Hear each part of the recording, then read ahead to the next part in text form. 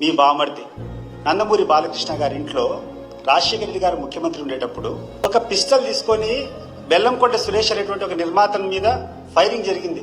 Firing జరిగితే ఆ మనిషి ఆ సురేష్ దాదాపు ఒక నెల 2 నెలలు హాస్పిటల్ ఉండి రికవర్ అయినారు. ఎన్టీ రామారావు గారి కుమారుడు ఆయన ఇంట్లో ఏదైనా జరిగితే బాగుండదని చెప్పి ఆ రోజు రాజశేఖర రెడ్డి గారు ప్రవర్తించినటువంటి తీరును ఒకసారి మీరు గుర్తు తెచ్చుకోవాల్సిందిగా నేను కోరుకుంటున్నాను. అది సభ్యత అంటే. అది ఒక ప్రతిపక్షంలో ఉన్నా కూడా పాప రామారావు వారసులు ఆయన కొడుకు ఇట్లా జరిగితే బాగుండదని చెప్పి ఆ రోజు రాజశేఖర రెడ్డి గారు వ్యవహరించినటువంటి తీరు ఒకసారి గుర్తుపెట్టుకో. ఏందయ్యా మీరు రోజు చేసేటువంటి పరిస్థితి?